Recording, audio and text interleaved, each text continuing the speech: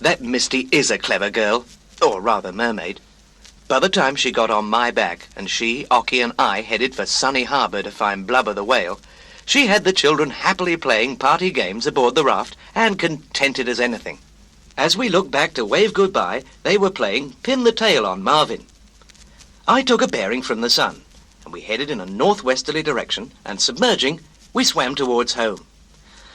Except for the fact that we were in a hurry to find Blubber so we could go back and rescue the children, it would have been a beautiful journey. The sun shone down through the water and was reflected in many colours on the jewel-like scales of the hundreds of fish we encountered. All along our path the sea sparkled with lovely radiant light. Then ahead of us loomed a place of great danger, the sinister Cave of the Sharks. Shadowy and dark it loomed in our path, and although most of the underwater folk who dwell in and around Sunny Harbour are friendly and harmless, the sharks that live in the black cave just ahead are not. They would like nothing better than to make a meal of octopus, mermaid, and porpoise. Hold up, Prentice. How are we going to get by the Cave of the Sharks? Yes, I'm scared. They're horrible, mean old things. True, but I don't see any of them swimming about the entrance to the cave. Maybe they're inside taking an after-lunch nap. Well, I'd sure feel a lot safer if I actually knew they'd already had lunch. Me too. Now we must swim past the cave as quietly as possible. Come on, and remember, softly. Cautiously and quietly we swam towards the Cave of the Sharks. We glided noiselessly by the forbidding-looking entrance. I thought we were going to make it all right when suddenly my heart sank as I saw several long black forms darting silently out of the mouth of the cave. As they emerged into the comparative light of the water outside the cave, I could see their ugly snouts and vicious rows of teeth. Quickly, they surrounded us. Oh, Prentice, I'm scared. They're going to attack us. It certainly looked that way. I turned to try to retreat, but there was no opening in that sinister circle. We were hopelessly cut off. Two of the ugly creatures darted towards us, and in that instant, when all seemed lost, a miracle happened. Suddenly, we found ourselves in absolute blackness, as though somebody had spilt a giant ink bottle into the water. It was a complete blackout.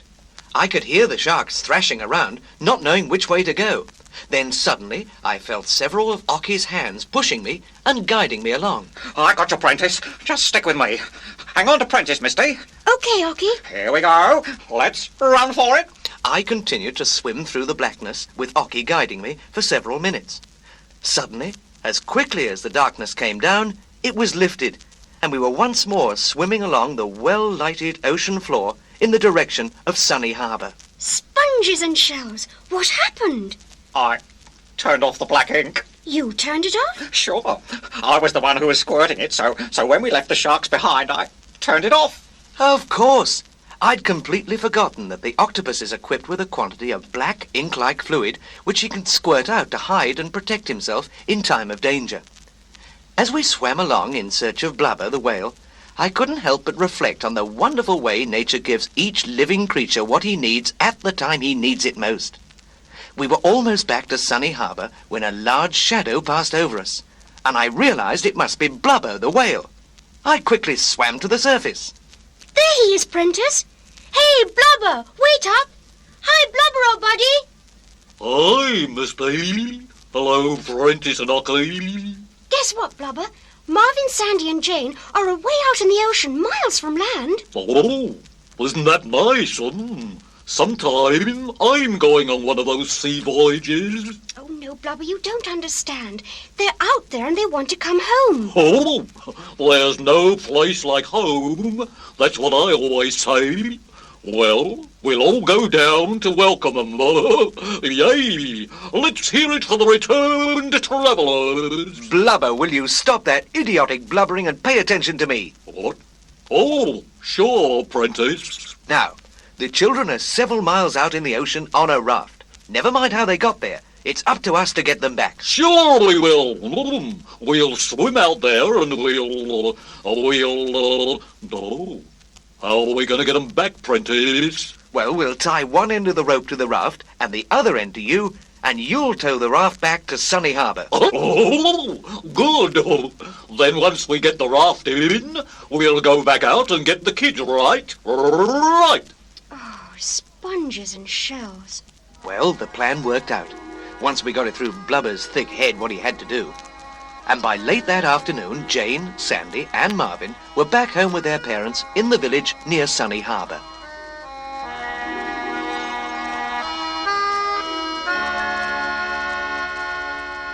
We told them, Misty, but they just wouldn't believe it. And what did you tell them, Jane? Just what happened. How we were blown out to sea by the ghost of Captain Spook, and how a whale towed us back to land, while a mermaid, riding on the back of a porpoise, followed us all the way home. What's not to believe? I don't know, Misty.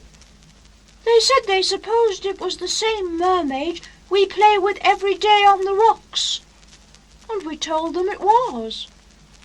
Hey, here comes Sandy. Hi, guess what happened?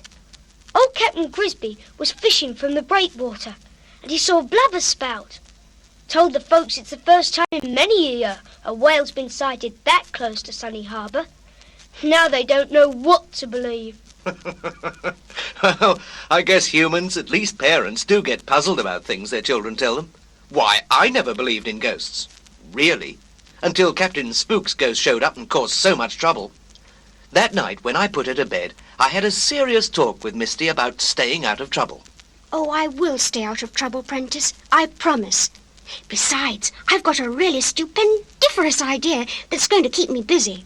And what is this stupendiferous idea, please? Well, somebody told me that there is a lot of valuable coral in the cave of the shark. And I thought that if we could get Ernie with his searchlight and Ockie to protect us with the black ink, we could go in there and get... Stop! Misty, you know better than that. I know. I just wanted to see what you'd say. Good night, Prentice, dear. Good night, Misty.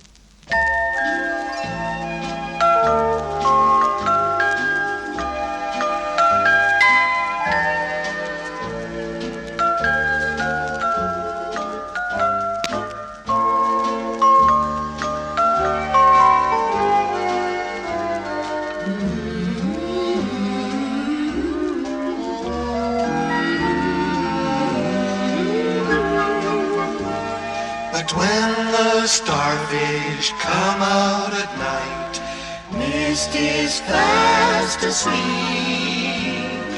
Misty, the mischievous mermaid, where'd she get her energy?